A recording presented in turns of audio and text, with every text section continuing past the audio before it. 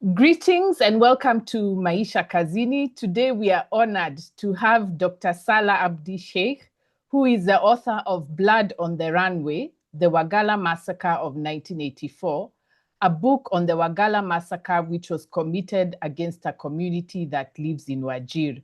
He has been advocating for the rights of victims and survivors of the massacre since 1997 through an informal network called Truth Be Told Network.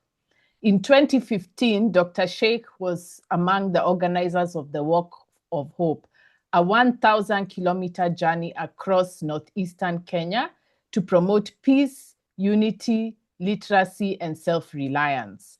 Dr. Sheikh is also an academic. He has been a dean of the School of Business and Technology at Uma University, and currently he also works as a finance and management consultant. So karibu Dr. Sheikh. Asante sana, Professor. I'm so honored to be talking about your book with you, although it's on a very sad topic, but I hope we'll be able to educate Kenyans a little more about what happened and why it matters. But I want to start with you as a writer.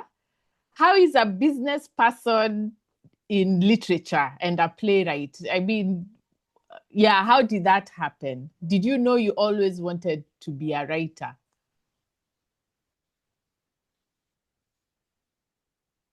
I think at the time when I was the first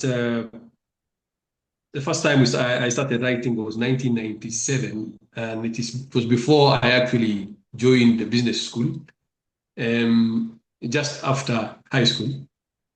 I had this potential of writing from very young. I remember one time I was expelled from school for running my own journal, which used to write about what happens in the boarding school that we were in, and the teacher discovered that the material in the journal was referring to their conduct in school, and I was actually expelled from that school, and I had to transfer to another school. So I think I've always been curious about what is happening around me and the current events and how they affect us. But this particular issue, it was easy to write about because it's part of the history of the community I come from. It's part of my own history. Although I was young when it happened, but some of the things that have become more like the folktales of the community. So whatever I was writing is what I had from people who are older than me, what I heard from the people around me. Mm. And when you were writing in 2007, you can hear the pain that you were feeling at the time. When did you come to this consciousness that a grave injustice has happened to my people? I think that has always been there. I think that has been there before even I enrolled in school when I was 6 years old. Because when this thing happened, it was more like it happened to people who are very close to me. In my own family, my own extended family, we lost about 7 people. So we were directly affected. And then it was like, some sort of catastrophe on entire community. So when I was in Wajir and young and in class 4, class 5, we used to play football on a very large, field. And then in the field, there were like hundreds of kids. And then you'll see that nearly all of them were orphans. So that sense of injustice was there, I think, from the beginning. And as we grew up, it sort of developed more. As you learn more, as you learn that this is actually injustice, this is actually against the law. There is actually a way that you can talk about it, So as we grew up, many of us had this sense that injustice happened, and without us telling the truth, then it will never be told. So that's why actually the platform we use, the first platform we call it Truth Be Told Network. That's how it came to existence, because we felt that the truth has not been told, and we are the ones to actually tell it. And it sounded like it was quite a challenge for you when you started saying, I'm going to talk about this, that people felt, no, Or what, let me just ask, what was the response when you started saying we need to talk about this more openly? I think when we started talking about it, initially it wasn't that we wanted to talk about it openly. It was more of when I was writing the book, it was more clandestine because I wrote the book on not about longhand. At the time, 1997, there was no computers were not as accessible as they are now. Yeah. I wrote it when I was actually at home. I had a bit of time in my hands because I had completed high school and you remember we used to wait for 2 years to join university between the time 1996, I joined university in 1998. Yeah. So all that time I had a lot of time in my hands. So I thought one day let me just write this in more of a play form because I think writing plays is it's more of an experience itself. When you're writing plays, you are being different characters at the same time. But then the way the play is written, much of the words that people in that play, the characters in that play use, is the words that people I know use. So like you see the main character, the mother whose house is burnt, and the cat who died in that house, the cat who tells the story. All those were real. The cat was there, the mother was related to me, it's actually my aunt. The kids in the play were my cousins. So you see, this is more like retelling our story, but then make it a bit more fictionalized aspect of the lives of the people. And then you see, the play does not actually tell the story of the people who were taken to Wagalla. They actually came back later in the story when they actually survived. Some of them survivors came and narrated the story. But the story is about the people who are left in that village, mostly women and children. So these are things which I had a first-hand, experience in the sense of listening to people who actually say it. So I was just maybe translating the words into English, creating the settings for the play and all that. So I wrote it, and then I think I joined university. Things happen, life happens, and a few years passed. Then one day I just dusted it because by then now, by the time the play is being published, I had access to a computer. So I typed it, and by then I was actually running a business of printing. So I had moved from being a student to starting my own small business, which I had access to printing services. So I printed it with my friends, a few friends of mine. Then we actually approached Kenya Human Rights Commission to help us launch it. That's how this play actually came to be known. It was launched at the Stanley Hotel. Yes, I read about it. Is it in print now? Can we find it in the bookshops? I don't think it's in print. I have a copy or two with me, but I don't think it's in print because we have printed, I think, around 21,000 copies. We sold some. I think it was a bestseller kind of thing if you look at it, because the 21,000 copies were distributed, sold, given for free. For many years we had it, and people were asking for it, and we were giving it for free. So, and then we also sold quite a bit of it. But it's no longer in print. Okay, personally, I don't think it was a very good piece of literature. I just think it is more important for the message in it than it's not actually a play in the sense of a play written by a playwright. It's more like someone trying to communicate some event that happened in their lives. All right. So why did you join us in literature instead of going to business? That's a very interesting story. Because I think I wanted to become a pharmacist. Okay. Then, that time, remember the number of people who joined pharmacy were few. I missed by 2 marks. I think I got A minus. They wanted an A. Then now they admitted me to Bachelor of Commerce, University of Nairobi, Lawakabete campus. I think most of us were just, we didn't have the understanding of career and what you should do and all that. Although I come from Starehe, which is, a very good school when it comes to career guidance. But then it wasn't more of talent oriented. It was more like, okay, you come from a poor family, you need to make a living, you go to what you think can give you a living. So I joined business school in that sense, and by then, even when I was writing the play, I had joined CPA school, CPA college, and I was doing CPA. So naturally it morphed into that. I always wanted to do literature or law. So I think now I am back to law. So I'm a third year student of law. Oh, okay. So I think at least one of the dreams will come true. Yes. Yeah. Well, you're a writer, so even the literature has come true. Yeah. Okay. So we can go to your book now. So okay, I'm sorry to say a lot of Kenyans like myself are not very conversant with the Somali community, the Degodia. So I just want to ask about who they are. You mentioned in the book that they are people known for their oratory, even among the Somalis themselves. So maybe you can give us sort of like an overview of the culture and the idea of clans, because for the rest of us, we are divided on tribes.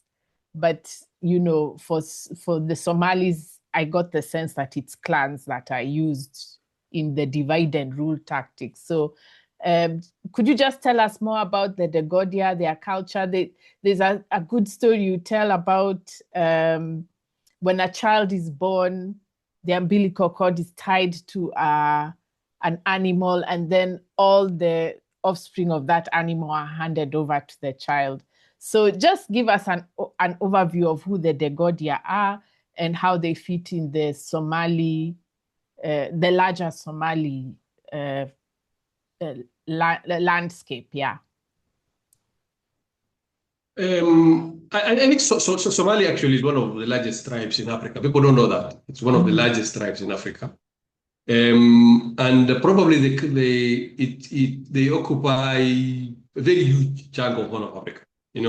They from Tana River to the Gulf of Trafura, which is almost in Yemen, to near Lamu, to I think the fifth province of Ethiopia. All that is just one tribe that speaks, I think, 2 to 3 languages. People know that they speak more than one language, so they speak 2 to 3 languages. And they have these tribal associations, which is more like this is just one tribe, then they sub-tribes. Then sub-tribes, I think that 4 or 5, or some people say it's 4.5. I don't know who can become a half, what a half will be.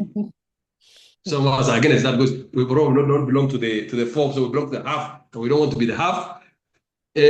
So that as a tribe, so they have now different clans.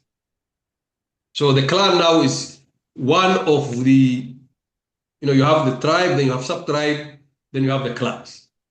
Now in Kenya, the number of Somali clans are about 6 or so that are more dominant ones. All of them are here. All the clans, Somali clans actually live in Kenya, but the ones that are more dominant, the ones that can be counted and say these are huge clans, they have a county or a sub-county. They're about 5 or 6. Now, one of them is the Degodia. So the Degodia is more of, the ones who are living with it, it's not just the Degodia, but the Degodia and its siblings. There are people who are not the Degodia, but they are part of the Degodia because they are related to them in terms of they come from one sub. So mostly they come from Wajir. There's the largest community in Wajir, but there's also a very huge number in Mandera. And then Ethiopia. What Kenyans don't know is that the Somali clans that live in Kenya do not originate from Somalia. They're not actually very prominent in Somalia. The Somali clans in Kenya are not specifically originating from Somalia. The ones that live in Garissa, the ones that live in Wajir, the ones that live in Mandera, I think. Some of them don't live anywhere else in the world. Only in Kenya. That clan has only one place in Kenya. Some of the clans that live in Somali clans in Kenya, some of them actually live only in Kenya. They're not found anywhere else. Not found in Ethiopia, not found in Somalia. So that is not known to to the Kenya government. They think we come from somewhere. Some of them actually don't come from anywhere. This is the only place they were found. If you maybe they are related to by father or by descent to some people in Somalia, but as a clan, they only exist in Kenya. Some of them, but most of them, they expand into Ethiopia, so that you see people, the clans that come from Garissa, they actually some of them actually form leadership in the fifth region of Ethiopia. So the Dogodia now live in Wajir, so they expand to Mandera. Then they are very large in Ethiopia. They are more in Ethiopia than they are in Kenya. So that now being known. So the Godia has Somalis now. The Somalis, the general as a community, we have one culture. We are Muslims. We are camel keepers. But then people don't know that there is a large section of them who don't even keep camels. They're actually farmers. If you go to the Juba River, the Shebele River, people who live there don't keep livestock. They're actually farmers. The people who live along the coast, they are fishermen. So it's not one community that is, homogeneous. It is a very different group of people. So now this particular community called the Godia, now they are camel keepers. They have certain characteristics I've described. One of them is they have very little regard for where the land, whose land it is. They say our land is where the camel grazes. So if you happen to be living on their path to the grazing land, that land is also theirs. So that kind of thing. So the culture I described is a community of ownership, because if you look at what they do, the one I described, whereby the kid is born, the umbilical cord is tied to a livestock, a camel, goat, cow, and then the offsprings of that animal will actually belong to the child. That culture is across the Somali community, especially the nomads. Your father gives you, when you are born, what he has. If he owns a camel, he gives you one. If cows, he gives you one. Goats, he gives you one. So then, over the years, as you grow, that animal will give birth to others, and then it will be, to form a herd. So by the time you're getting married, I used to get married very early. 15 years was the age of majority. So by the time we are 15, especially if you're a man, you are told now, these are yours.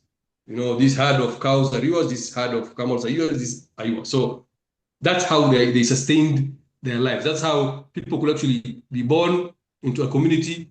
They live with their parents, and then a point reaches where now they leave their parents and go and live by themselves.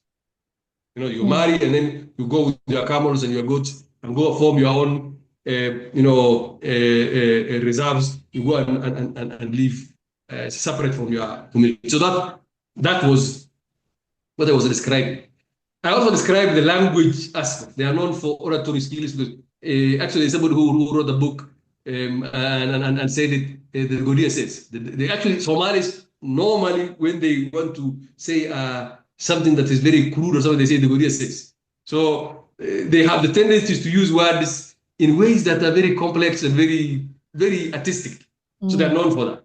The other thing they're known for probably at the time is they were not very educated people. So in terms of the English education, they preferred to be the camel keepers, and they preferred to be nomads and all that. So they were not very educated in many ways. There are very few people who wanted to this education. So what has happened over time is when the chiefs and the councillors and people from the town come and they want to enroll kids in a school, they will give you the one they know who will not be able to do well in the bush. They say, huyu hata chunga mbuzi vizuri. So it's a guy who is unable to do the work that they will give him, is the one they will take him to school. So it was a very complex idea. So the other day we were having a discussion. We said, "What the problem we have? Why we have the problem with leadership in the north is because people who are taken to school earlier are the ones who are the losers. People who are not able to cope with the lives of the bush are the ones who are taken to school. So I was trying to play with and I come from that community, so at least I'm related to that community. So I know how to use words, and I know how to describe things. So in that sense of culture, so I was also behaving like them by saying that they own camels and they behave like, you see, I use the word, they own camels and then they behave like a camel. So the camel doesn't care, camel, you just walk and whatever comes on the way, you travel on it. So that's what I was describing, a very proud community, a very, nomadic community, a community that has this sense of oratory and sense of culture, sense of, a way of life that has deep roots in Somali culture. So that's what I was describing in the book. Oh, okay. It's actually very lyrical to read when you're reading that part. So maybe then explain what happened with colonialism, because there were different colonial powers in this region, and what that did to fragment the people. Yeah. I think this has in Africa, you will see the borders do not follow natural contortions. They don't follow rivers, they don't follow hills. You see, in other parts of the world, borders follow, ranges of hills, rivers, they follow depressions, they follow other cultural languages, they follow. The border will be marked by certain characteristics or attributes of either geographical or ethnic or other nature. But in Africa, you see that's not what happened. What happened was the border was just drawn. And I think the same with also the Middle East. And you see, Middle East has the same kind of problems with Africa, which is you have communities living on both sides, which are the same community essentially. So, and you see much of the wars happening in the Middle East is people think it's involved by religion. It's not involved by religion. It's involved by those borders that were drawn between communities, which have created serious conflicts along the way. So if you look at now Kenya, we have northern Kenya, which is the Somali region of Kenya, and then you will see that it has a border with an entire country which is just the same as the same people. It has a border with Somalia, which is just an extension of the same community. Even worse, it has border with Ethiopia, in which the same clans that live in Kenya are the ones who live. See now, like now, the Dogodia, you just move through Tramo, cross the river, you're still going through the Dogodia.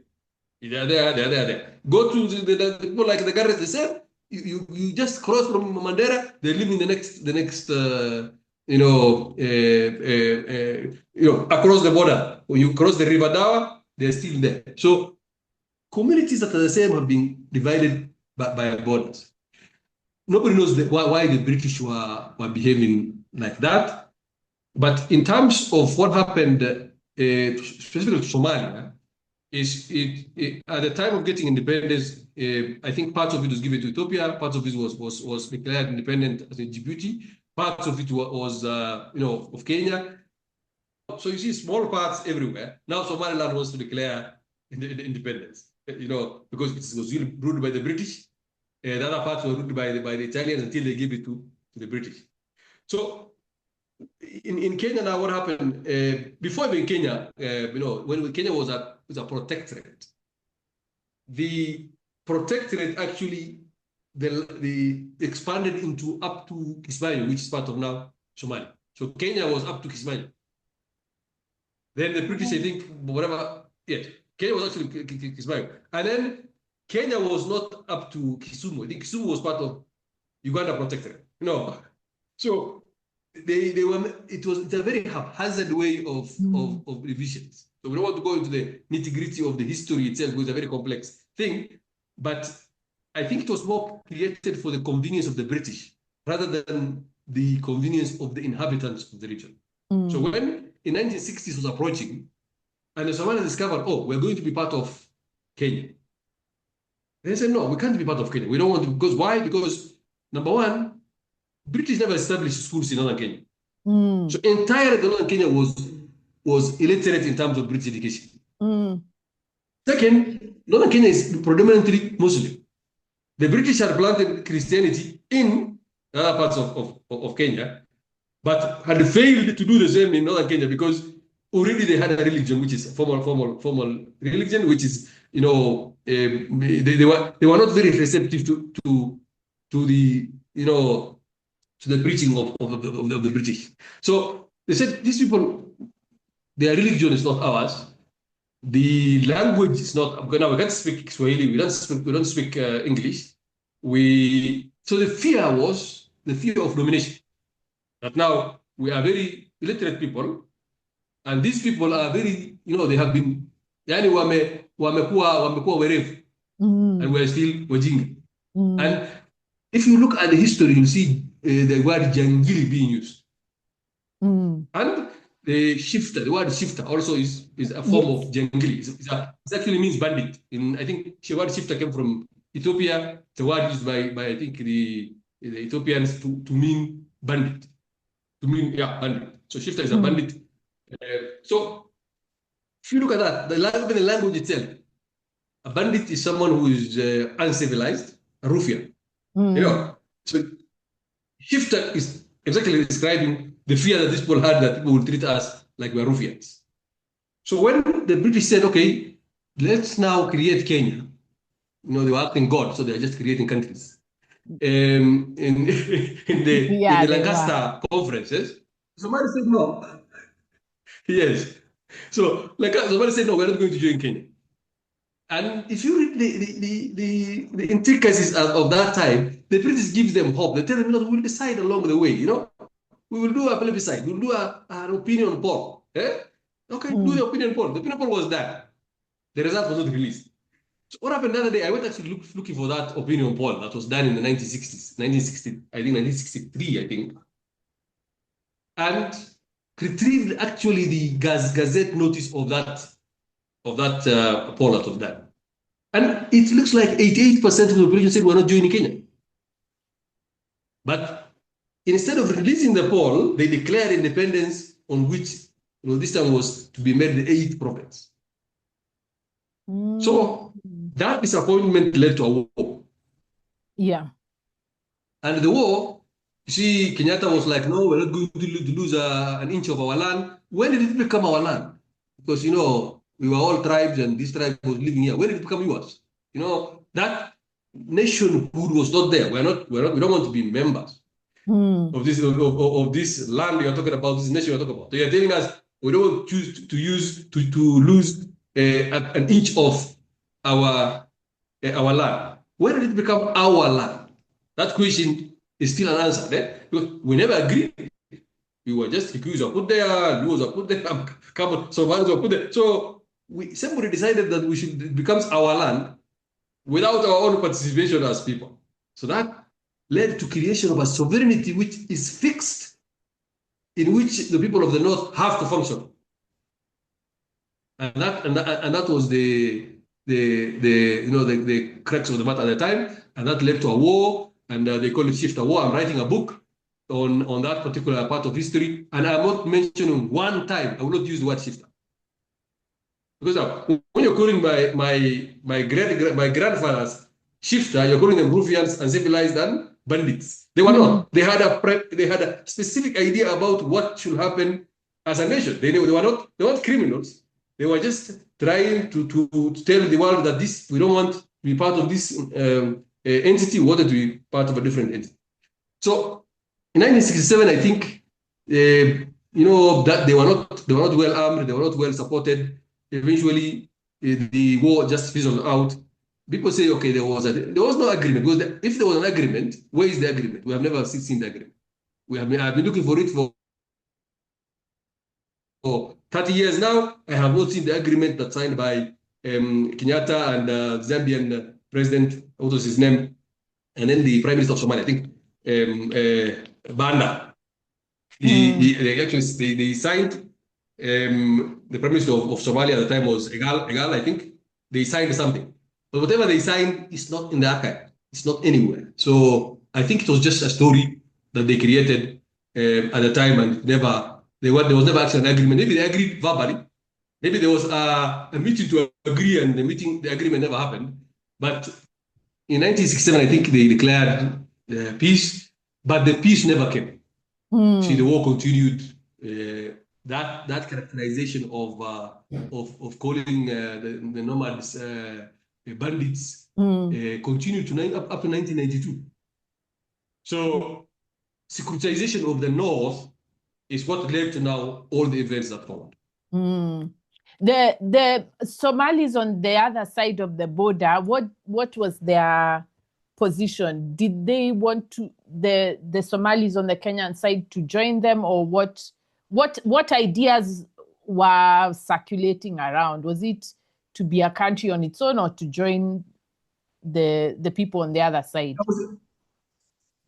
I think they wanted the region to join Somalia. They were not. That was very clear, and they actually stated, and they were not happy that the region, the Horn of Africa, was being divided into different countries. Yeah. Because they said, okay, who do it? I think I remember the Prime Minister of Somalia, the President of, I think the Prime Minister, at the time of independence said, there will be no peace in this region because of the fact that the border. Who are we bordering? We are bordering our brother. So how are we going to relate to somebody who is like me, who speaks the border that we have with Kenya is not a border with somebody who doesn't speak who speaks different language. It's somebody, a Somali who is like me, is the one who's at the border. So how do I even recognize this border? It's not a geographical hill. It's nothing dividing the two countries. So he said the problem with this region is going to be these borders that were created artificially, which do not follow any ethnic or natural contortion. So so the feeling was that they have been robbed of people and land. So I was telling you about the opinion poll. I was reading the opinion poll, and one of the groups that said, all the groups were polled. So the Somalis were polled, the Boranas were polled, the Rendiles were polled. So Boranas were divided, I think 50%, 50%. Some of them say we'll join the Somalis in wherever they go. Some of them said, no, we don't want, because then they had a large contingent of Catholics among them. So, and then large group of them were not also, I think, traditional African religion adherents. But the group that surprised the colonial establishment is the Rendile, who said they will follow the Somalis wherever they go. To the man, 90%. And then in the report that I read, it says their opinion was disregarded because they are not educated enough to make an opinion. Oh. You see, a whole community, you are telling me they didn't know what they were talking about. You see? So at the time of independence, that is the structure that we're talking about. We're talking about people whose entire opinions were disregarded, whose they were told, okay, you have to function within a polity which you had nothing to do with from the beginning. A country was created artificially, and you become a member by being in that region in which you were all your life. So I think the Somalis the Somali in Somalia played a bit of a role in the war. But then, from what I have read and from what I have heard from people who were actually there at the time, they say they were more of talkers than actually participants. The government of Somalia was making a lot of rhetorics, but when it came to actually helping this group fight the Kenya government, I think it was a very small, here and there. It wasn't really an organized participation. So one of the reasons why eventually the war fizzled out, because that northern Kenya is a very hot place. It's a very dry place. It's a very flat place. So it does not lend itself to civil war, because it may lend itself to tribal war, but not civil war. Civil wars normally follow hills and and jungles that can support people to hide. So it was becoming very difficult for them to fight. So eventually they gave up. And as I said, I think I've already talked about the agreement and all that. I was going to ask whether this the limited education was deliberate, but now I see there's a connection to the religion. That maybe, is it that the missionaries didn't want to start schools if people were not willing to become Christians? That was the basic idea. I think the people were difficult. Okay. I can say they were very difficult because Yeah. if you go to Nigeria, at one point they created different tribes in that place were given different sections of the district. Like now you go to Wajir, it has a section for one group, section for another group, section for even in the town itself, you know which village belongs to who. In Wajir, you will know. You see, this family lives here, to not just to the clan level, to the sub clan and to the family level. So that the British created that division to be able to manage them. So what happened? What happened also was that at a point it happened. I was reading that they know that this group is living here, but then what happened was this group can just decide we are not from this community. They just go and assimilate themselves to the other to the neighbors.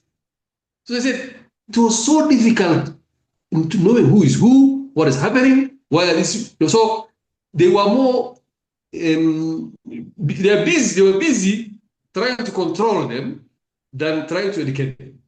So it took a very long time, I think, to establish. The first school was established in Isiolo, and I think the second one in Wajir. It took a long time. I think by the time independence came, I think there were 3 schools or something like that in the whole of northern Kenya, that region. So it wasn't, but the effort was very little. And then also the religion was there. Yeah. Even the time when I was joining school, which was just the other day, about 1984, if you're joining school, you are joining, you're joining another religion. You're becoming, they used to say the infidels and those who live with the infidels. So if you go to school, you are those who join with the infidels. You are that. So they also used to consider rich people who live in town. They never consider them as rich. So they will say, this is a story someone was telling me. 2 guys were sitting in front of a shop. So this fellow who owns the shop, who's quite wealthy man, is drinking strong tea. And then this guy who's from the bush, Kamal Hada, is just sitting watching. Then this white man comes to ask them, why is this guy drinking strong tea? And this nobody says, this guy is poor. This guy is a pauper. That's why he's drinking tea. Strong tea. But now the idea of wealth had nothing to do with owning buildings and other merchant things and goods. Theirs was if you don't own camels and goats and cows, you are not rich. You're not anybody. So they are very difficult. They had their own form of education because maybe one thing that I have to tell you, Somalis had an organized system of schooling, which was theirs. You can Google Duxi. Duxi is a school where children are taught how to read and how to write. And by the time I was 6, I could write my name in Arabic. I could write a whole story in Arabic. I could actually write whatever I'm telling you now in Somali, yes, but in the Arabic, alphabets. So these people were people who were way ahead of, what the British was expecting, and they were very attached to that life to a point where formal education did not pick at all. Hey, the colonialists did a lot of work to divide the people. They really worked hard. Yes, they did. They created the elites and the nomads. They created the tribes and the subclans. They created colonial borders that exist up to today. If you hear the wars in northern Kenya, the tribal wars that happen every year. I think if you watch the news, you will see people have been killed in Tana River. I think last month 8 people were killed in Tana River. What do you think is the cause of that? Colonial borders. Who created the colonial borders? The British. The Kenyan government never disavowed it. Never said, you know what? The British, whatever British told you is a lie. This is our land. This is Kenya. You can live wherever you want. That has not penetrated the north. Still, people are like, this was given to us by the British. We are here. This is our colonial border. And it's like you're actually crossing an international boundary. It's like if you move from this side to this side, you actually needed, at the time of the British, you needed permission. You needed a karatasi imeandikwa wewe unakubaliwa kutoka uishi kwa hiyo upande nyingine ya colonial border. Today, it's like almost the same thing. You cannot actually live in a place where the other community actually calls it, this is our cultural land. Understand? And this is Kenya. We have a constitution. It says a Kenyan can live wherever they want. They want. So that hiyo haijafika huko bado. Okay. If you go to Mandera, that has not reached. It's a tribal land. It's a colonial. You know the colonial line. This is the colonial line. If you cross, there will be a war. So that division, up to today, it exists. So I was telling the other day, I vied for governor in Ujir one time, 2017. I was trying to educate people about these things. So I told them, you know what? You guys live in colonial borders. After today, you're telling us this line, like the town, the small village I come from, there's a road there. You see two clans live on this side and one clan lives on the other side. They have different mosques, they have different schools, they have different madrasas, they have different markets. Now I tell you, you guys are very good. You are very organized people. You have your clear division here. So why don't you go to Nairobi and tell those people who shifted from here to live in Nairobi? Nowadays they live in the same flats, they live in the same estates. And you go and separate them so that see, I'm trying to be funny, but that is the story. The story is these elites who live here, when they go to where they come from, they live on different parts of a colonial border. They have not found it, fit to go and educate their people to say that, you are the same people. Yes. This was created by the British to control you. Now you are controlling yourself with chiefs and with, county appointments and what and what. Now you are controlling yourselves with, you are still in the same prison that the colonialists put you. So that's how things are. Even today, you see, it's clearly marked, even today. And there's a way in which it comes out in your description of what happened in Wagalla. But maybe now you can tell us how do those divisions influence the Kenya government's policy towards people of the region? Because those prejudices and those boundaries are the ones that they use to justify what they did in 1984. What happened was, once the war, the separatist war, ended in 1967, the government did not do any form of integration. They did not say, okay, the war is now over. We need some sort of a truth-telling mechanism. We need to tell people, okay, now we are your government. You will be represented in this government. You will no longer need to be at war with each other. The war ended in principle, but it didn't end otherwise. It just continued. So securitization was the issue. There was the army everywhere. There was control. There was villagization. If you heard of villagization, is trying to force the nomads into villages so that they become. You are creating small farmers out of a group of nomads. So, let me tell you one of the things that used to happen. I think in the early times, right before independence, after independence, Wajir town used to have something called the 4-mile zone. It still has. We call it a 4-mile. So, the 4-mile zone. The 4-mile zone was created because people who are resident of the nomadic reserves were not allowed to spend in town. You cannot sleep in town.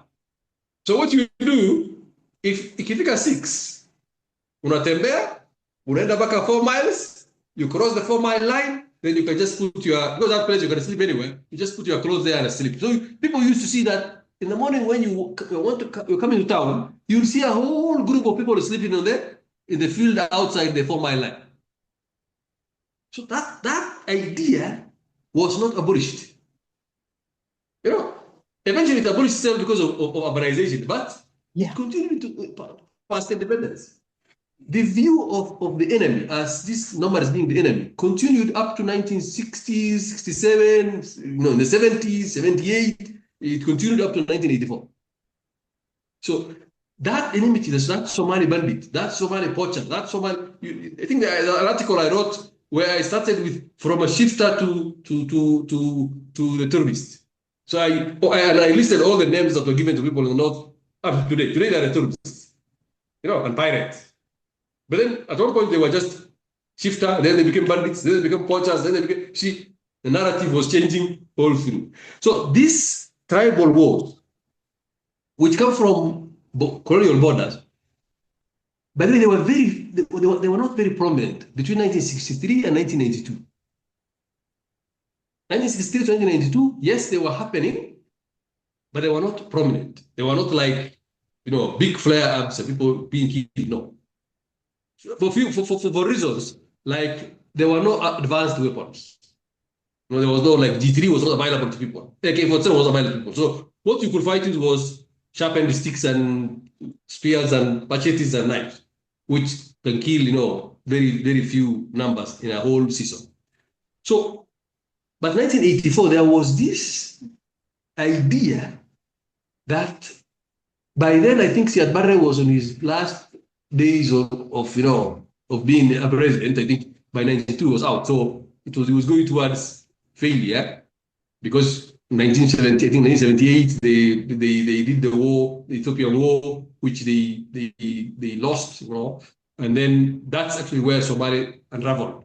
From 1978, the country was unraveled. So there were groups that were fighting Siad Barre who were on the border of Kenya on the other side of Ethiopia. Okay. Then arms was available. I think some small arms were available from Ethiopia. Ethiopia, everybody carries a licensed gun. Ethiopia is not like Kenya. Everybody's armed. People are allowed to carry guns. I think up to today, people are allowed to carry guns, and tribes are actually well armed.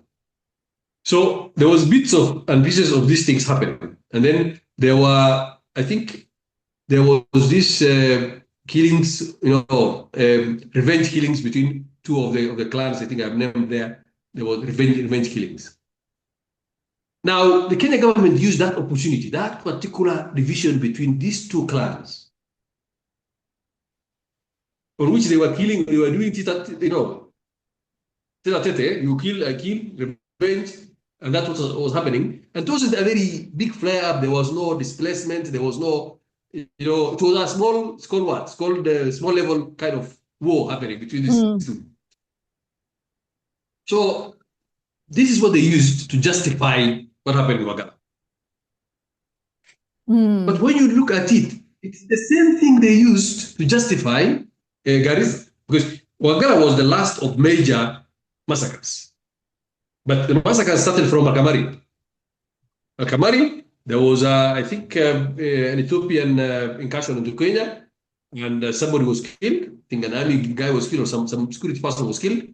And they used to justify that to kill, I think, over 180 nomads in a very gruesome way. I've described in the book. I don't want to describe it in the video, but in a gruesome way. If you read the book, you'll see how that happened. Now, that was first. Then the second one, I think it's 1978 or 79. I don't know what it was. Garissa, it was poaching. And you see, it happened. There was this guy who was among a group of government people who were in the poaching business, and they had disagreed. And the guy, had issues with them, and he took gun and he killed some of his colleagues, and he went around on a killing spree. That's how it happened. That Garissa people were brought together. They were grouped. They were gathered in Garissa Primary School, and many people died for 3 days, just like the way it happened in Wagalla. So this thing was moving from district to district. Started with Bandera, Makamari. It came to Garissa. Now it was the turn for Wajir. And Wajir, they used now that security issue that was continuing, which ordinarily should be solved by normal investigation, get the perpetrators, take them to court, jail them. That's what civilized people do. But then the Kenyan government has never been civilized when it comes to approaches in Northern Kenya.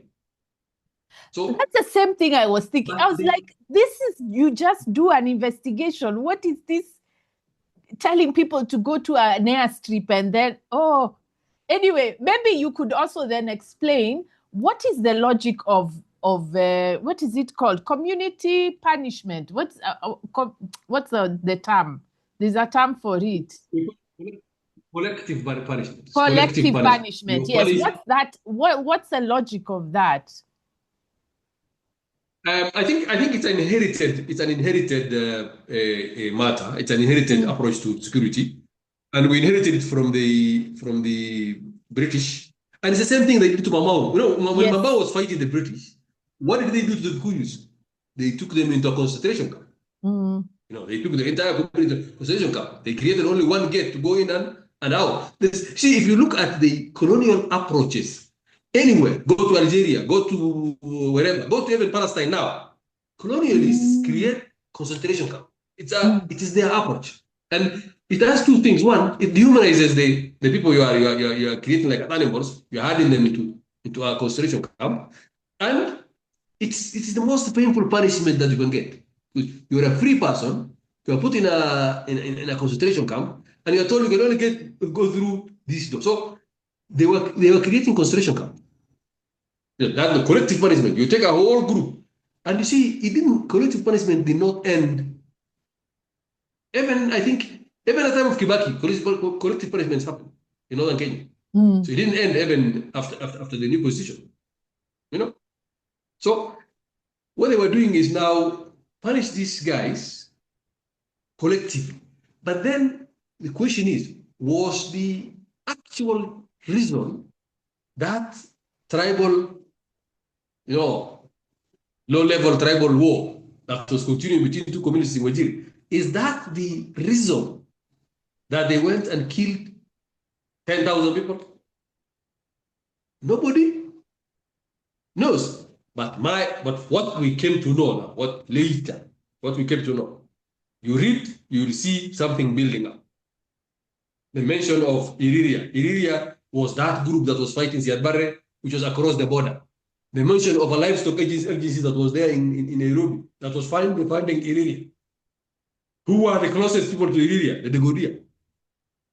You see, who are the leaders there? The Godias of Ethiopia were there in that area, and also Somalia was there. One of the guys who was a leader was from this community. So you will see this had international implication. It is something that did not just happen. You can't just go and kill a whole community for reasons because they are fighting their neighbors. No, that's not a very plausible reason. But when you look at it, when you actually reason and you read all what was available at the time, you come to the conclusion that, okay, these two countries came together. Probably Somalia came and incited Kenya about a group that was fighting Somalia, that this group also wants to fight you. They're fighting us. Who are the closest community to this group? This particular community, the Duguri community. The Somali involvement itself, the Somali of Northern Kenya were involved. They were the ones who were inciting the government on the issues of the security, of the border security. So if you read, you will discover this is not just a tribal, war. This has something to do with a bigger international security issue.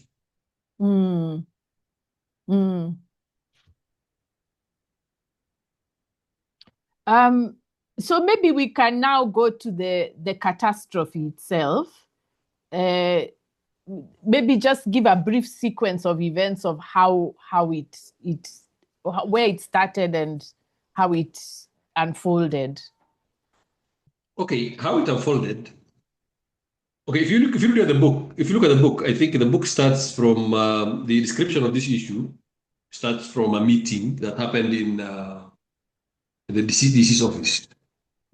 Now, at the time when we were writing the book, we were only aware of this meeting, and somebody had sneaked out the first page of the minutes, first page, where it says attendees, and then there was a report that they used to write every year. It was called an annual report, district annual report. And in that report, they used to write about all the government meetings that happened at the DC's office that year, all the other projects that they have undertaken, all the budgets, everything. And this is also what they had actually inherited from the colonial period. So annual report was there. I think it ended with the districts or something, or it's there for the counties. I don't know, but it was there until the end of the promulgation of the new constitution. The annual report was there. So this annual report of 1984 has specifically on I think 9th of February, 1984, there was a meeting. And the meeting was attended by not just the security committee of Ojir district, which is usually chaired by the DC, but it was I think the provincial commissioner was there. And I think there was a committee from Nairobi, and then you'll see the whole list, about 8 of them who attended, and it was a very serious security meeting. So after that meeting, someone who was privy to the meeting told the MP for, at the time, Wajir, I think West, it used to go West, I think, or it's called Wajir, that name, I don't know which name they're using, Wajir West, I think, was Khalif at the time, that you guys are in trouble. He was from Duguri, so Duguri, you guys are in trouble. Somebody tells you you are in trouble. But then I don't know whether that was trouble was normal in northern Kenya. Collective punishment was there. People could be beaten up. People could be jailed. People could be tortured. It was a normal thing. But nobody expected that what happened before. What followed. So on the 9th, I think the meeting was 8th. I think on the 9th in the morning, there was a military all over the district. And not just the district, even in the neighboring district. People who lived in Garissa, Madagascar, were collected from Madagascar. My uncle actually, my brother to my mother, he was taken from Madagascar and taken to Wagalla. So people were being collected all over the place. Some say, okay, initially we were told that there's a baraza in Wagalla, and it will be held in the newly constructed airstrip. It was an airstrip just newly constructed, very new, that barbed wire and all that. It will be held there. So some people actually presented themselves there. They took themselves. Instead of being taken, they took themselves there. But then, as the day continued, that day 9th continued, people started being beaten. People started being arrested. But there was one thing that was very common. If it was a baraza, how can it be baraza for one community? Because you will be asked in the language, in the Somali language, you say yata. Yata means who are you? Who are you? If somebody asks you who are you in Somali, it's not who are you as a professor. It means who are you in terms of a club. So they see somebody walking, they ask who are you, and people are very innocent. I'm from this community. Oh, they didn't know. They didn't know. They didn't know what is happening. So if somebody asks you, who are you? You should have, because nobody knows who are you.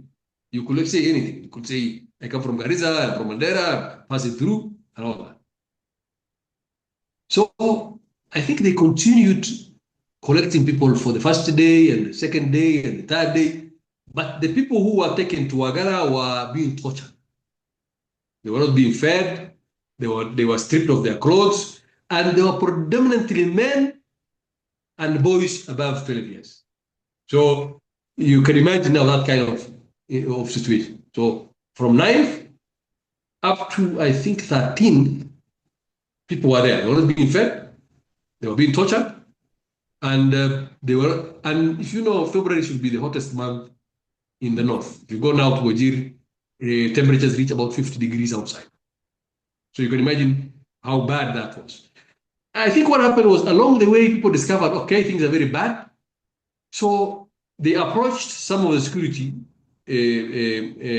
guys like the DC and DO, all that, and they asked that the people who are taken to Wagalla include students. So some people actually released as students or teachers or government employees. Some of them were released for that.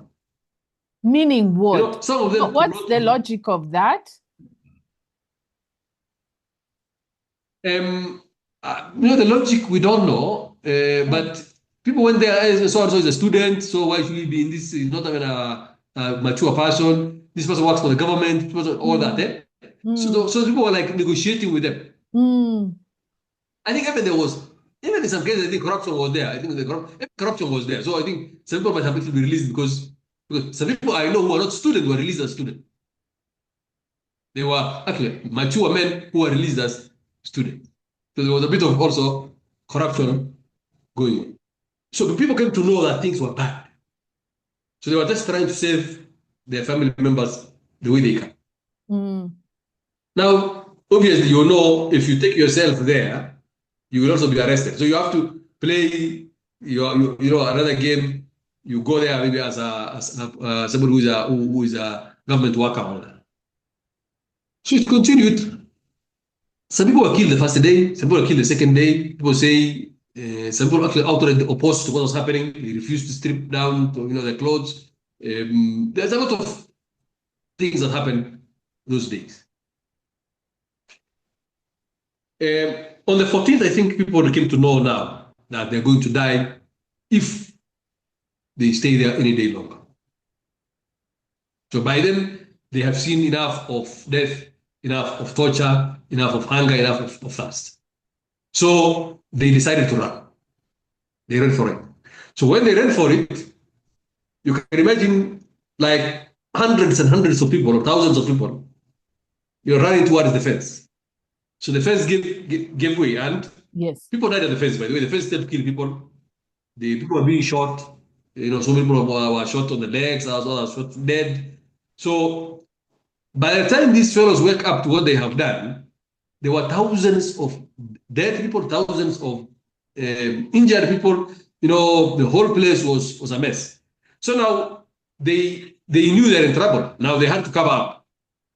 Now the cover up was you pile people on those big military trucks and throw them very far away. And they did not care whether somebody was alive and could be saved or whether somebody was dead.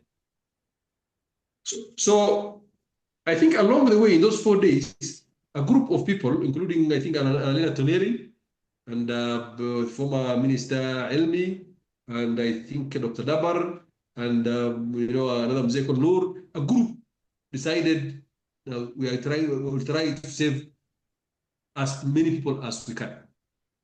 So they took a Land Rover, which belonged to, I think, a Catholic mission there, and they go after the trucks of these big military, vehicles, and wherever they drop people, they try and get whoever they can find, maybe dead or alive. These guys discovered that they're being followed and somebody was trying to save people.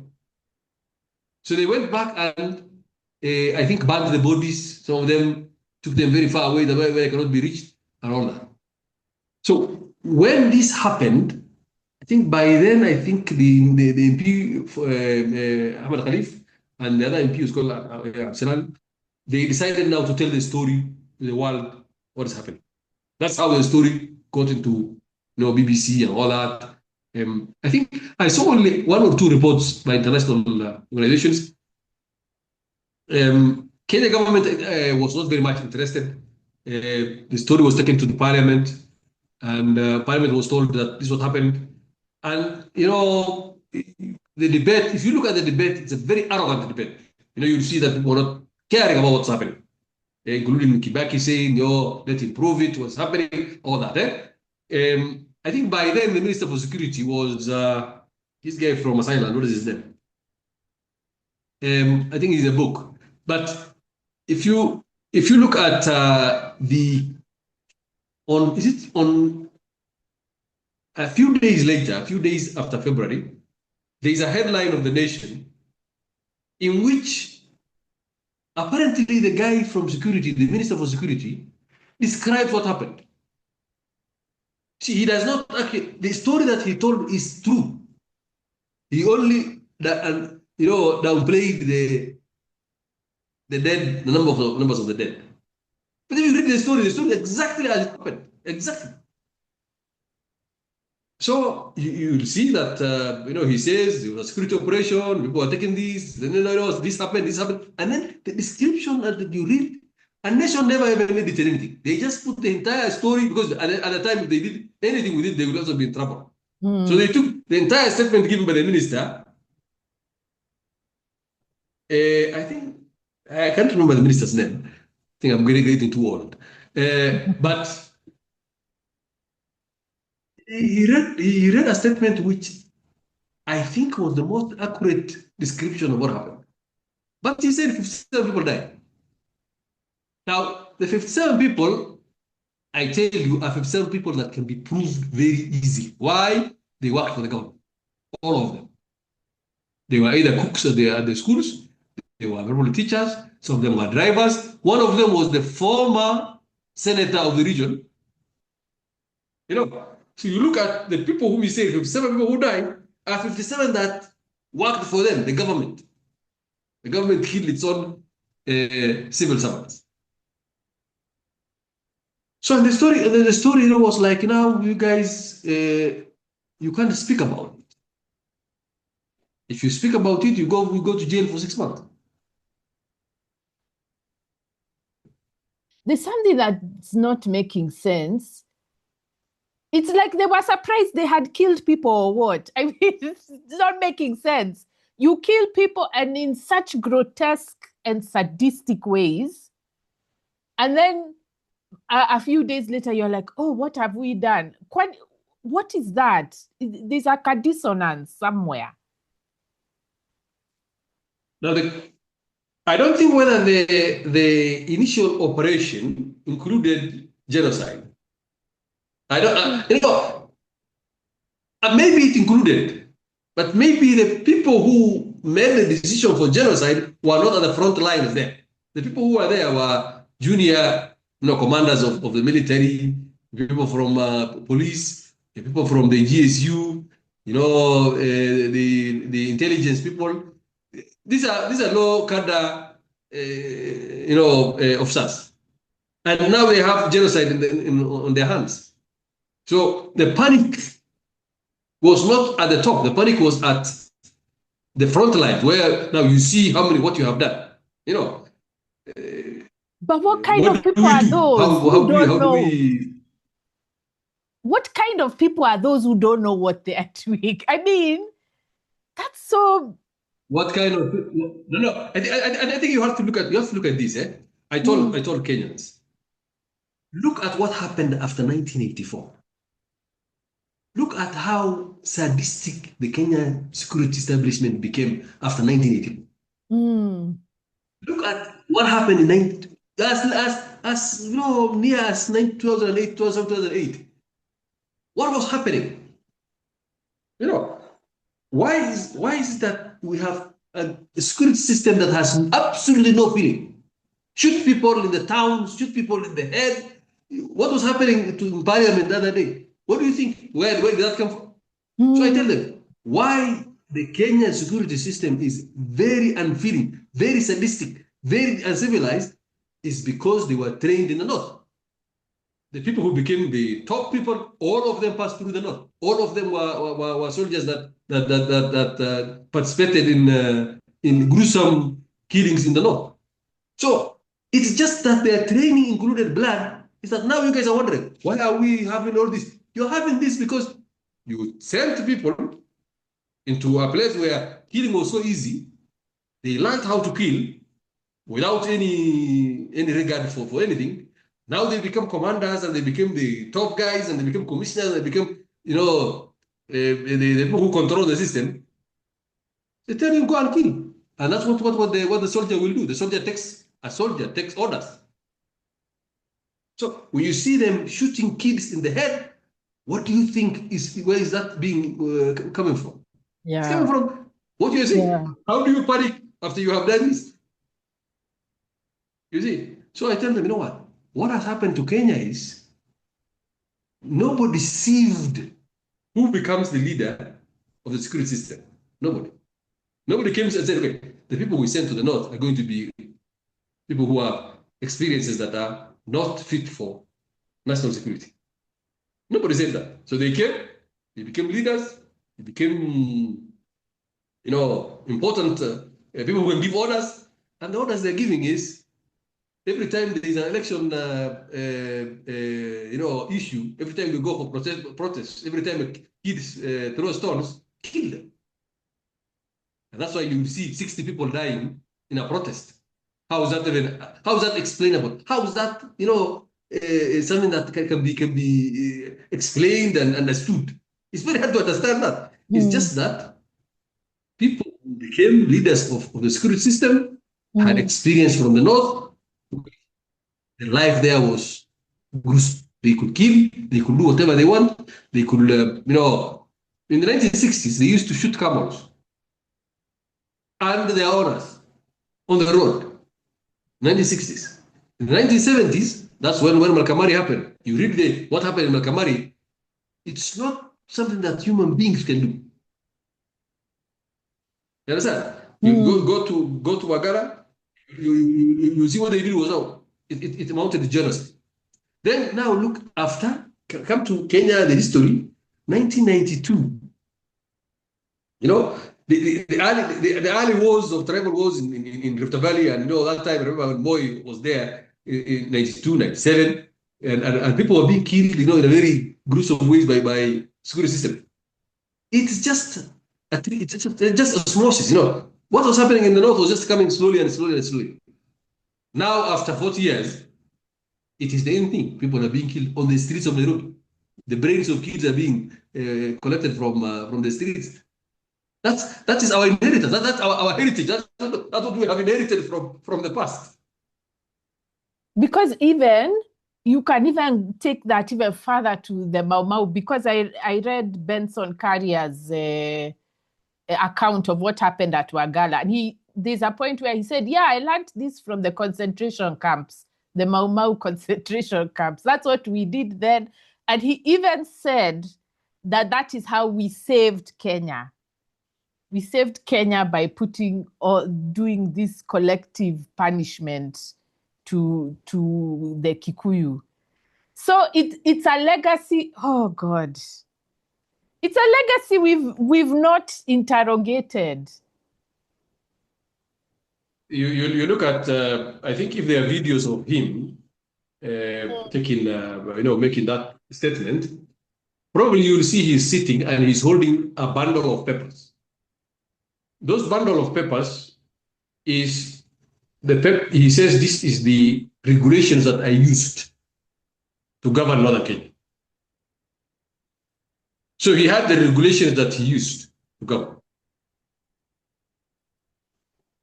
Now, if you look at what happens after 14th now, 14th, now they are throwing the dead and the injured all over the place. Now they are panicking. Why am I saying they are panicking? Their minutes say so. You go and look at the minutes. They are panicking. The minutes say so. You get it? The minutes that they did, if you look at it, you'll see there is a complete chaos. And then they have meetings every morning from 14 minutes. There is a meeting on 15, 16, 17, 18. For whole months, they are minutes. They are meetings of those things.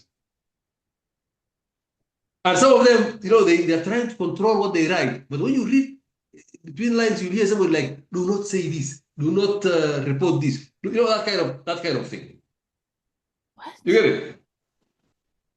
Yeah. So if you read, I think if you read the article, I read about now later. The book, the book was more of speculative. It's more of what I thought was. I put the information available to us then, but the information that was available after the TJRC, it's all over the place. You read it, you discover the minutes of people trying to cover up their crime. And continue. They did now. They now to control this. I think a few months later, they declared Annalena Tonelli as a persona non grata. She was thrown out of Kenya. I think some of the people who are also trying to get information were jailed for 6 months. And it became like you cannot speak about it for years. So you'll see probably nothing about Wagalla after 1984 until again the 1990s. There's nothing you will see. There's no protest, there's no report, there's no story. I think there was a book written in Norwegian by one of the guys who were working in Wajir, one of the Norwegian guys who were working in Wajir. He wrote a book, I think he called it Wagalla Massacre. We were not able to, I think we had a copy, I don't know whether we ended up, but it is in Norwegian, so we didn't understand what he was talking about. Maybe one day we should be able to translate it. And otherwise, you'll see after that, there was nothing. It's done. They had killed and they had gagged everybody. And it stayed like that, except outside Kenya now, except in, I think, in Canada, where Abdi Omar was trying to bring the United Nations, to acknowledge what happened in Wagalla. And they did, and there was, I think, a minute of silence at some point in the UN General Assembly. So apart from such small efforts but outside Kenya, which mostly in Canada, because there were a large contingent of people from Wajir in Canada, and they used to have this annual protest in front of Kenya embassy. I think otherwise, you will find nothing on Wagalla until the 1990s. 97, 98, the time we started making noise. Could you talk about the MPs and the prejudice? Because you make that point there, that when the MPs from the area tried to bring the news to Parliament, the parliamentarians were saying, why are you bothering us with shifter wars? So the MPs, I think, Parliament was very much uninterested in the issue. And you can be sure Moi was the president and Parliament was captured at the time. So it was not possible to actually present to them any comprehensive report. But at the time, I think pictures were tabled. Pictures of the dead and the people who were injured and all that were tabled in Parliament. I was not able to get the archives, from the handset, you could see a bit of discussion and all that. But then it's not a very detailed discussion. And what was very prominent is, I don't know whether Kibaki was the vice president then. I think he was the vice president then at the time. 1984, he was the vice president. Him saying, let the gentlemen substantiate, their claims. And then there were MPs that were like, you guys are destroying the reputation of the country by doing this. Whatever you're doing is just a normal security operation and all that. See, you will see a lot of prejudiced kind of talk in the handset. But then the handset itself that we got was not complete. Even after TJRC, we not get the actual credible handset. Most of the things were not very legible, credible. So so the sense that you can get is there was hostility in Parliament. But I think they pushed and were able to get this the Minister for Internal Security then, I think you can confirm the name, giving this very detailed, very almost accurate statement. That's still for something because it's on the record, it's in the handset. It was also on the front page of the newspaper, The Nation at the time. And you look at it, it actually says houses were burned, people were killed. The military was given an order to burn the houses. You see, you read that, I think I'll send you I have a copy somewhere. I'll send you that newspaper. And then you wonder, how does someone stand up and say we committed this crime without, even blinking an eye? How does the government acknowledge this crying openly in parliament, very detailed, very accurate in terms of how things happened. But then downplay the number of dead and the suffering. What he acknowledged completely, that the houses were burned belonging to this community. And, there's a place called Bolojogo, I think, Wajir. The entire, that village was burned.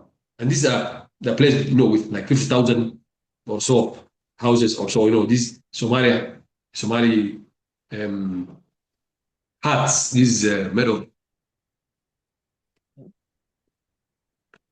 you have seen they call them horio. It's made of grass. So at the time there were no permanent houses were not structured were not there at the time. They were there, but only few. There were very few. So those kind of houses, you could actually burn them very easily. You just light them and burn them down. So the entire village was burned. And then the government just tells the people who are affected, if you don't feel safe, go to Ethiopia. And that's what actually somebody said. Somebody told the community that was suffering, if you guys don't feel comfortable, go to Ethiopia. And it's on record. And then somebody from the community, Somali community, a guy well known to them, stands up in a baraza and tells them, we thank the government of Kenya for cleaning up the town. Oh. Actually, now, that was one of the most that was one of the most disturbing parts of your book, that there were people of the community who kind of celebrated what had happened. What produces that dissonance? Because it's not natural. Where does that dissonance come from? In communities that are under occupation and communities that are under colonialism, communities under oppression, there are always people who are called collaborators. Yes. Like the home guards among the Gikuyus. Yeah. I think the suffering that the Gikuyus suffered in the hands of home guards was worse than the suffering they suffered in the hands of the white settlers. So you see, that was there in northern Kenya, and by the way, that is still there in northern Kenya. The problem is, when I write about the home, we are home guards. We are home guards. When the other day I wrote on Facebook, Somalis leading the security systems and having powerful positions in government has no effect on the Somali life, because we are just home guards. Those are the people who will say that kind of thing. Those are the people who will say that kind of thing. The others will say, we thank the government for cleaning up the town. Now, that was not told to me when I became old. I did not read it. That was told to me when I was 6, 7 years old by people who are close to me. This is what so and so said. You understand? It's not something that I came to know after TGRC. No, I knew it when I was 6, 7 years old, that this person with this name stood up in front of a crowd and said this. You understand how it can affect you? So that trust, I don't have that loyalty of a Somali powerful guy is in government. I don't have that feeling of closeness to somebody being given the security docket who is a Somali. No. I just see someone who potentially will kill me and step on my body and say he has cleaned up the town. So people think that by having your clanmates and your government, tribal people in government saves you. No, it doesn't. The system will kill you using these same people who are related to you. So yes, that's what happened.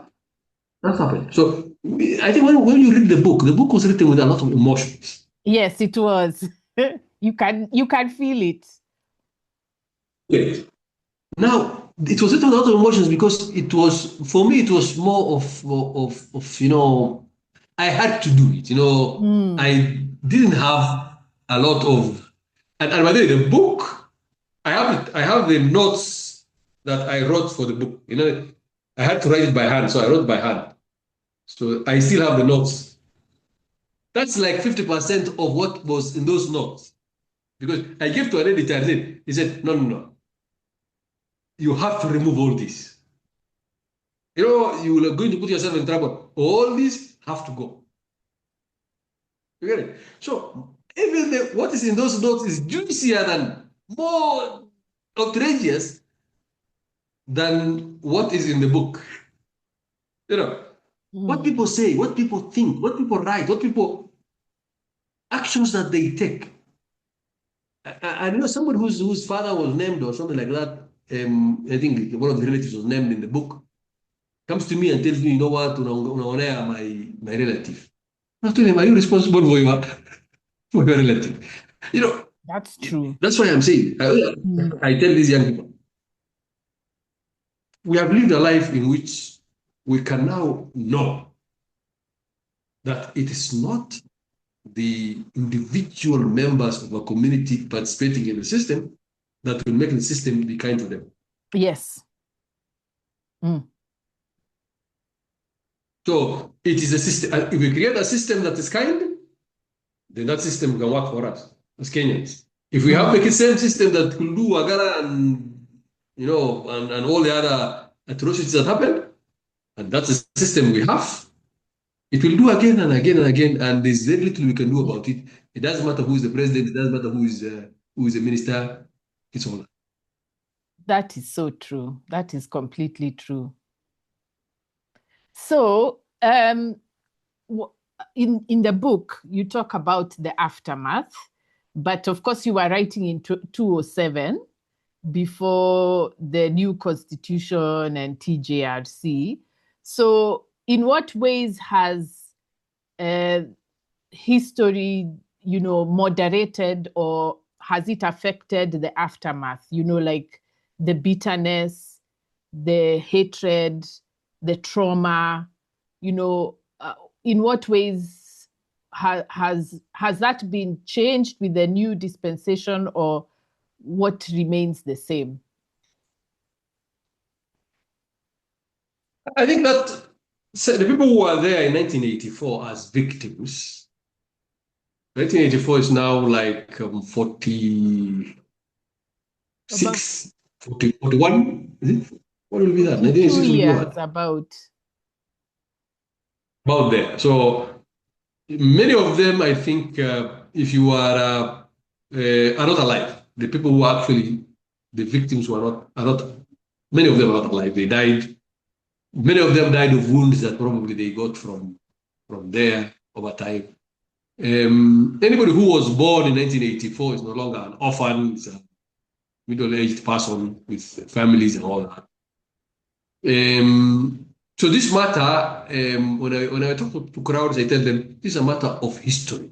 No, the victim mentality should not go with us to the next generation.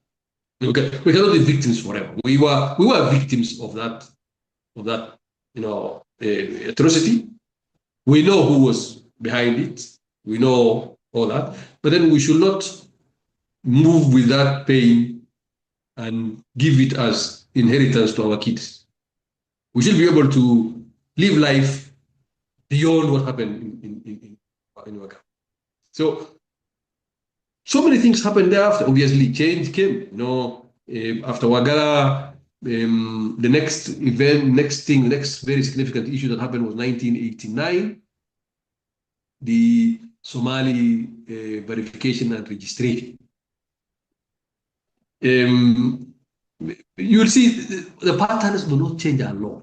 Yeah. You see, the victim might be either generalized, maybe more people are victims, fewer people are victims, or targets are different, or the triggers are something else. But the system functions the same way. So for the one of 1989, Moi had decided to do it in 1978. Before even Kenyatta died. He had already foretold that he's going to, screen all Somalis and deport anyone who has allegiance to Somalia. What? He did that in 1978.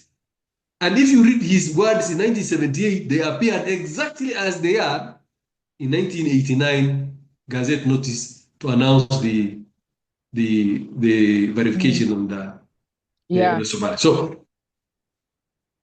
So the patterns change, but the victims might change, the target might be generalized, but these things happen all the time.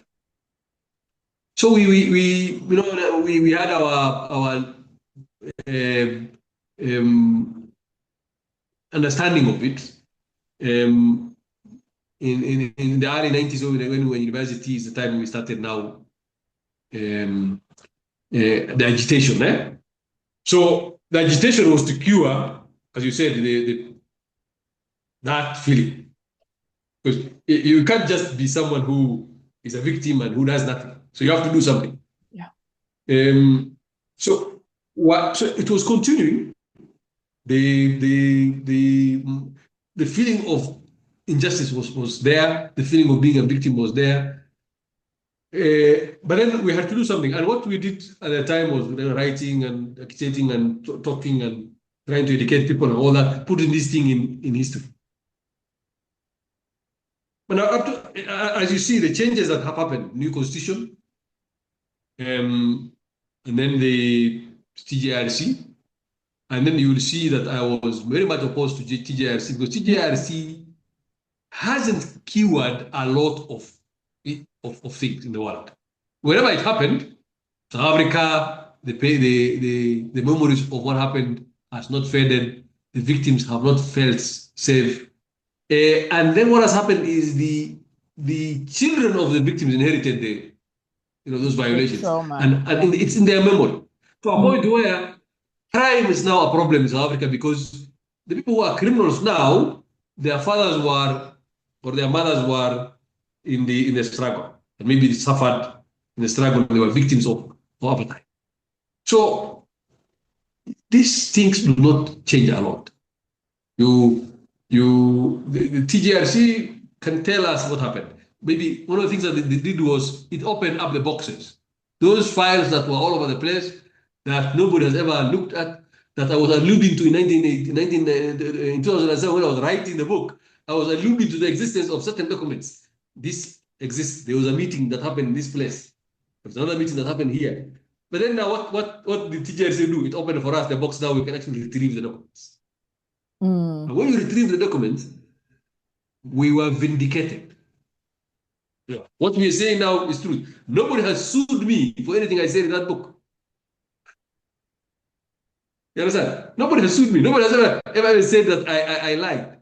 Nobody has ever said that. So that means I am vindicated now. Whatever I said in Blood on the Runway was facts.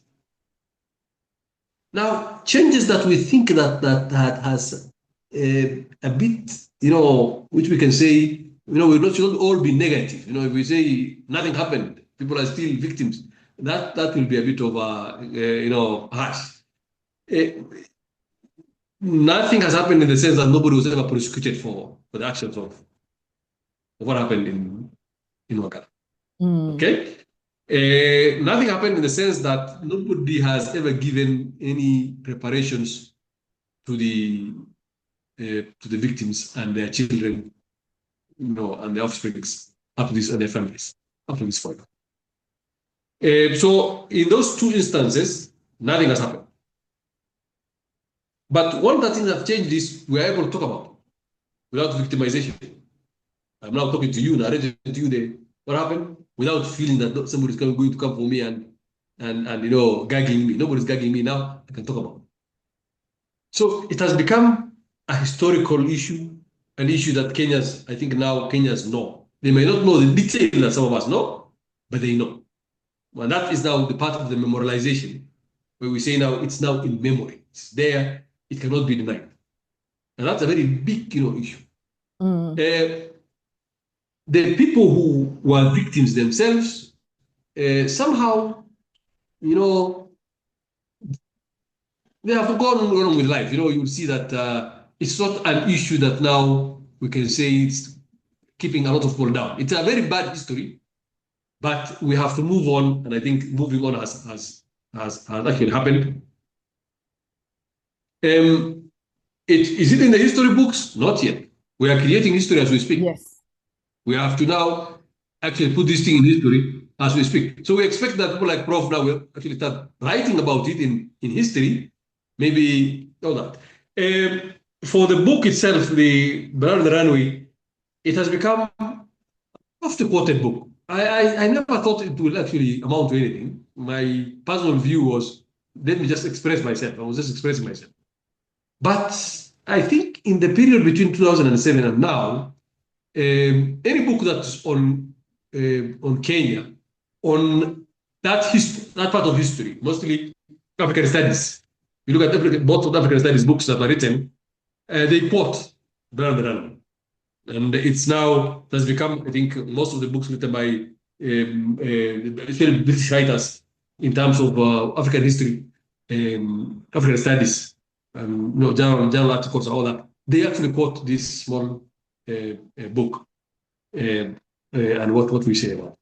So that itself is putting yourself in history, and the fact that now nobody can deny what happened to you. What would we have preferred, in that sense? Why was I opposing the TGRC? I was opposing because I thought that they will be more of Kenya had 60 commissions. By the time TGRC came, I think there were 61 commissions or something like that. Different types of commissions. Some of them were on land. I think the land, the report from this lawyer, what is his name? There was a Ndongo report. There were reports on even the Kriegler report. There was this. Yeah. So if we looked at this report, we found there were 60-something reports on different aspects of what happened in Kenya. None of them was ever implemented. Yeah. So personally, I was saying TGRC report will not be implemented. And it was never implemented.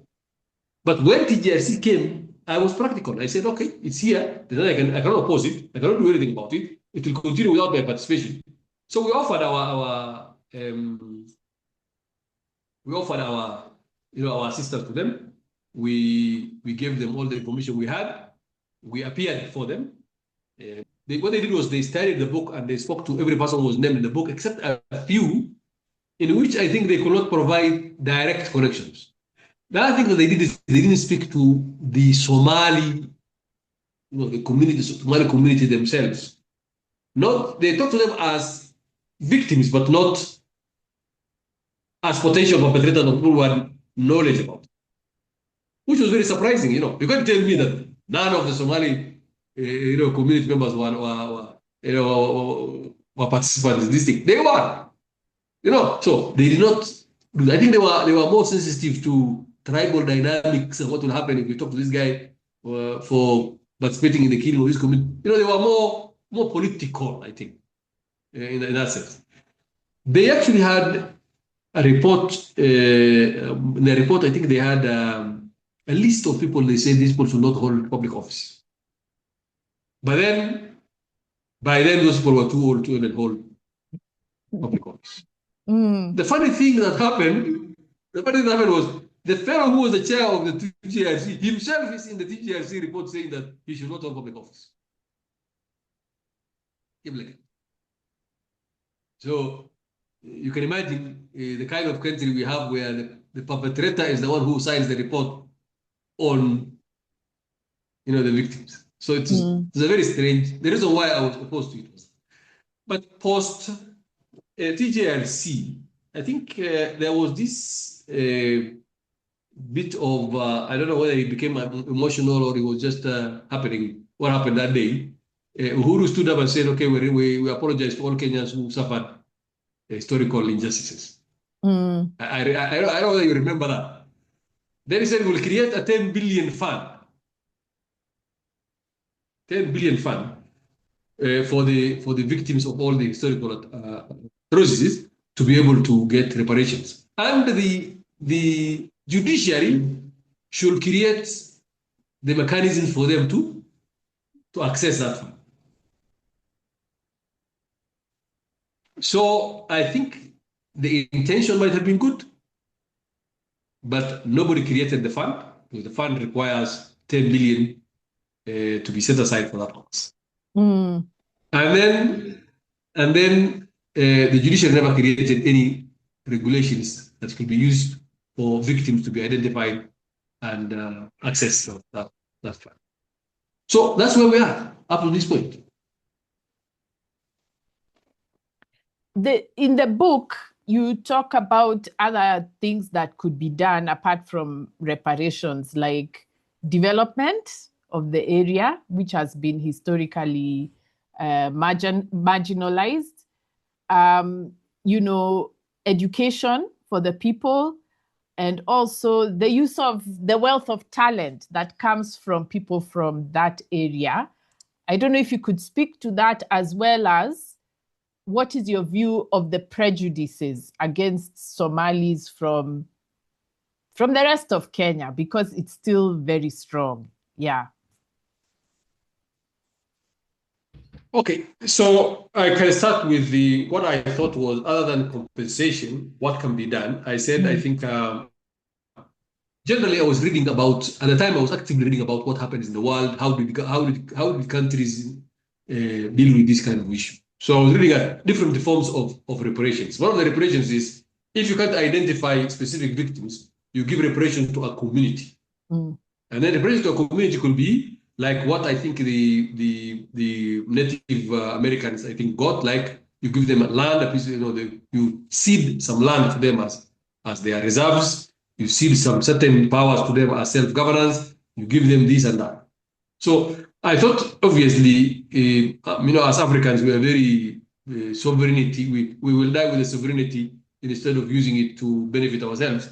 So I wouldn't expect that the Kenya government will say, okay, now that you guys have killed you, we will not be able to rule over you, because if we have killed you and ruling over you, that is victimization twice. So we will give you some sort of self-rule within these parameters. You can have this place and rule yourself in terms of security. We will not come in. I thought about it and said that will not happen because we are Africans. We are like, we're not ceding an inch of this land. So I said, okay, what can happen in terms of preparations without compensation? So what can happen is they could actually, the problem with northern Kenya is education. Education is not really highly developed. We have schools, but we don't have education. We have schools. There's a school under every tree. Nobody should tell you there are no schools in northern Kenya. Northern Kenya has the highest concentration of schools anywhere. There's a school every 5 kilometers. People think that place is not. There are schools. So nobody should tell. If you hear people telling you there are no schools, show you children standing under trees. Those children are standing under trees because tribal allegiances does not allow people to live in one settlement and access one school. So you will see somebody will go and create a new settlement within 5 kilometers, yes, and send their children to a tree class because they don't want to be close to the community next, and their schools. So it is more of political and tribal than actually truth there. So schools are there in Northern Kenya. So my idea was, let's develop the resourcing of the schools. Provide libraries, provide teachers, provide comfort for kids to be able to access school, provide boarding schools, which will have played a lot of very good role in terms of reducing the number of settlements, so that nomads can have places they can actually graze, and then sending all children to boarding schools which are highly resourced, which actually will be good for them. So I was thinking like that. I was thinking of roads. I know roads there. So if the government can give like a fund which says, okay, this is a reparation fund for the people of Mandera because of Makamari. This is for Garissa because of the burning of Garissa. This is for like that. So I was thinking like specifically targeted kind of development. I was also very big on the issue, and I still advocate for the issue of adult literacy. In this region, you see, people think people are because of the penetration of education in Kenya. People think this region is like other regions. No, This region suffered. What we started with the discussion was there were no schools initially. So the adults in that region are actually illiterate. The adults are illiterate. It's the children who have access to education. So people who are 50-year-olds, 50-year-old, but my contemporaries are still illiterate. Because I was lucky. There was a drought. The livestock that I was herding died. That's how I came to town. That's how I became who I am. But the person we were born in the same reserve, is still herding camels up there and doesn't understand what election is, what democracy is, what constitution is, what is happening, how much government, money is coming to the county, has no way of actually holding these people accountable. So I said, let's have the adult education. And in that adult education, we propaganda, we make it a propaganda for making these people aware of the system. That we are in a country, it's a country called Kenya. It has laws. If somebody hurts you, there's police. You understand? So that this issue of tribal wars and insecurity and all this can be. So I was thinking like holistic approach to reparations, holistic approach to development. That's one thing I was looking at. What was the other thing that you asked? You asked the prejudice. That was the reparation aspect. Yeah. Now, the prejudice. I think Kenyans don't have prejudices specifically on Somalis. That's because I have lived in Kenya. I have lived in what we call Down Kenya. Down Kenya is this, that's Upper Kenya. So when we're in Wajir, we say this guy is going to Down Kenya. This is Down Kenya. I thought this is up because the mountains are this side. So I have lived with people of Down Kenya for a very long time. I came when I was about 15, 14 to Nairobi. I have been in a school with people from every Kenyan community. I have gone to universities. I have taught universities. I have interacted with all manner of Kenyans. I have worked with them. Kenyans have no prejudice against a specific community. Okay, we might try mchongwano here and there. Yeah. But it's not a prejudice that we hold. The prejudice is the system. Yes. It's not Kenyan. It's not Kikuyu. It's not Luo. It's not Kamba. It's not nothing. There is no Kenyan who holds another Kenyan in contempt. We don't have that contemptuous attitude to any Kenyan. What we have is a system that was created to be contemptuous of part of us. Create division, make some people more Kenyan than others, make the people who live in the cities to be more Kenyan than people who live in the peripheries. Call people who are living on the borders, border communities. You found me there. What are you talking about? So the prejudice comes from whenever you go to immigration, and immigration is the most prejudice. Yes. It's not. Actually, I think the prejudice comes from two sources. One is security, another one is immigration, and they feed into each other. Because immigration is prejudiced, it's calling it's othering Kenyans. These are from border communities, these are from non-border communities, these are from this tribe, and all that. Because of that, security system is fed that. So the prejudice extends to the security system. So when you look at that, it's a system issue. We need to change the system. We don't need to worry about Professor Njoya being prejudiced. He's an individual. You can be prejudiced about one thing or the other. But the problem that we have of prejudice against Somalis has nothing to do with communities. It has everything to do with the system. And how do Somalis solve now that problem? Because they are prejudiced against you, they will not give you ID. You also get prejudice against them by bribing them. Yes. Yes, they will not give you anything. They will not give you a passport. So what do? You buy them. You buy the passport. So, and the moment you buy it, you hold the person whom you bought as a lower human being than you. Anybody who takes your money to give you a service for which you are entitled is a lower human being than you. You see, it's someone who's for sale. You understand? So that now has become a business. People realize, okay? Yes. The security guys know if I stand in Garissa Bridge, I can get a few Somalis who are coming from Ojiro or Madeira to Kenya. Yes? As if that's not Kenya, eh? Yeah. You understand? As if Madeira is not Kenya. So they used to have this bridge. Have you ever been to Garissa? Yes.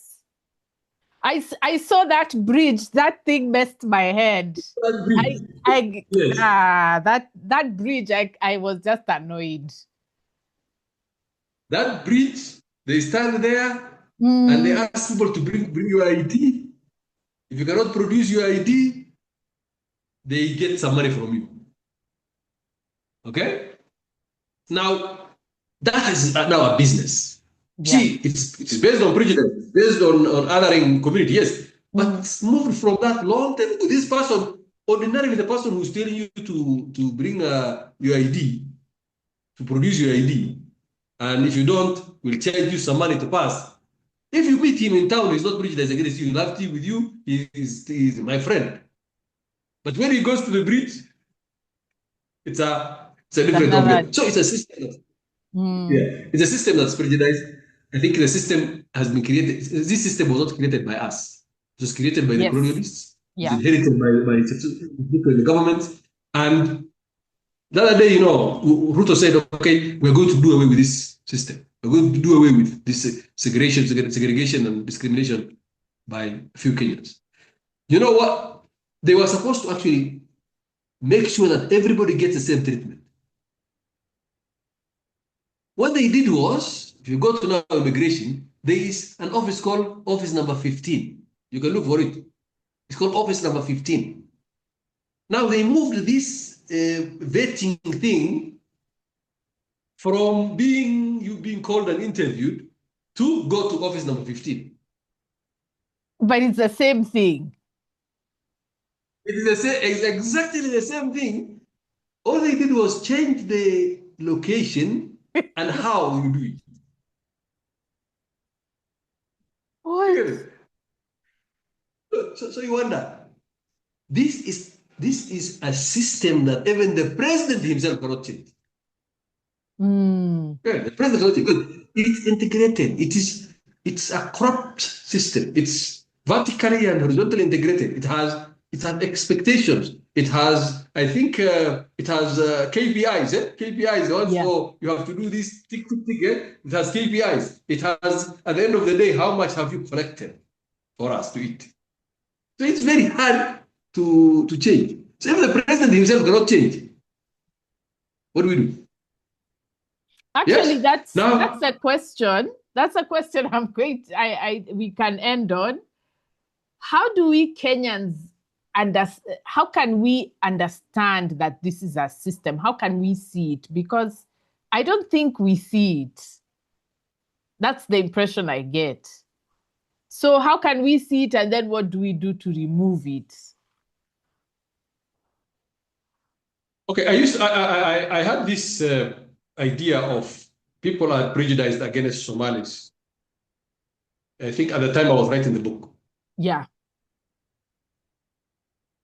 And I think, okay, people are prejudiced, but it's the system that's prejudiced. It's not people, but people are in the system.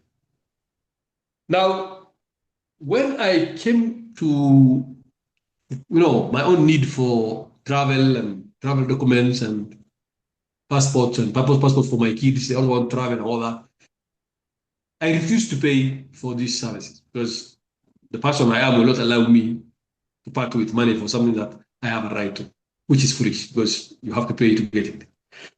So I came to learn now, eventually, that I thought if you are from Mount Kenya or near Rift Valley or somewhere in Mukambani, if you come from a tribe that doesn't have any other place in the world, you're only found here.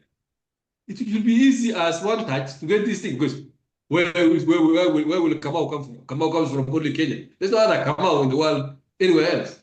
So I thought this would be easier for them than me. Then I discovered it's not. So what has happened is they put us in silos that Wandi Enjoyer doesn't know the experience of Sarah. She thinks these guys are corrupt. Me, I think the British is against me. If you understand, bro, it's a system that treats all of us equally in the negative. In the negative, there's no preference. You know, I thought, okay, these people, they used to tell us whenever, you know, people from Thika go for these IDs, they will only be told bring your baptismal card. Then I discovered kids from Thika being made to, you know, wait for years and, you know, all that to get the ID. Then I came to realize, okay, this is a very corrupt system. So one thing we need to know is, Kenyans have to know, if a system can treat your colleague, another Kenyan, bad, it has potential to treat you also bad. If Wagalla happened to the Gurian as a community, but 2007, 2008, what happened? People were banned inside a church. You get it? So it may not have happened because the security did it, but it had something to do with other Kenyans who probably had also security issues. You understand? So you look at when protesters are being killed, I connected it to the training that people had in the north, which is a very toxic training. You know, this idea of, okay, some Kenyans, you know, they deserve. You know, they are non-Kenyans. You know, they are tourists. You know, they are this and that. So if the system treats part of Kenyans badly, it will treat the others badly. So we have to understand. We have to say, okay, what does the Constitution say? It has rights of an arrested person. It doesn't say if you are arrested for stealing a goat, it is this way. If you are arrested for killing a person, it says whether it's murder, whether it is mugging, it is same treatment. Rights of an arrested person. You know, so if we want this country to function, if we want the system to serve us, if we want development, if we want better life as Kenyans, we have to say treatment for each Kenyan is uniform. If you are arrested, you know, for murder, should you still get rights for the arrested person? Well, it doesn't say price for murder is this. No. If you're arrested for stealing, it should be the same. If we allow that uniformity, treatment of all alike as alike, implementation of the Constitution, implementation of the law as has been, you know, passed, implementation of the procedures as they are, without bending them, without favoritism, I think we will not suffer. We will develop. We will have a better country. We'll have this idea of, in my head, you know, now there was this Gachagua, Northern Kenya people having that debate. I like the debate, by the way. It was toxic and healthy at the same time, in the same quantity. Toxic and healthy. It was toxic because it started from a very toxic point, which was, where are they having their children in schools in Mount Kenya? Then that part of the debate looked very bad. So I think people have moved away from that debate, because it's a very bad debate to have, that one community cannot send children to school anywhere in this country. That's not a debate that Kenyans will not accept. But the debate now we have accepted this, which now Somalis have actually now accepted. Now the Somali community is the one who's driving the debate. Gachagua was initially vilified for this schooling issue. But then, when it came to misuse of public resources, the fact that Northeastern got billions and billions of shillings and we have nothing to show for, that debate that is being had and now is being spearheaded by kids from the north in TikTok and everywhere. So when it comes to us Kenyans, when it is bad, we all go one side, hey, it's bad. When it is good, we take the good part and all of us, let's be all of us. If we do that, nobody will divide us. Nobody will convince us that one community is less Kenyan than the other. nobody will have this prejudice that has led to all these atrocities and all that, and we'll be okay. Mm. Mm. Wow. I'm so happy that we had this conversation. I've really learned a lot, and I hope that that will be the same for the people who watch it. So I want to say thank you so, so much for participating. I don't know if you have one more thing to say to Kenyans and to listeners. I think I've said quite a bit. I am privileged to be interviewed by the professor. I think I read a lot of what you write normally. Oh, I okay. am the only social media that I have is I actively follow is Facebook, and that's where I write. I think many of the things that I have been saying. So I read your positions on CBE and CBC and all that, religion and how leadership and all that. I think it's very, very illuminating, and it teaches a lot of issues. And the positions you take are very popular. It may not be so if you are a powerful, probably it will not be popular with you because it's against the powers that be. But Yeah. then I think it's a very nice place to be. I hope this podcast continues, and we all benefit from it. And we look forward to the book that's coming. You said you're doing another book. My only problem is I started writing it in 2020. It is 6 years down the line. 2 years I haven't moved even a line. I think I sort of become busy with other things, but it's about it's actually about the history of Somalis in Kenya, which is starts pre-independence, a bit of pre-independence.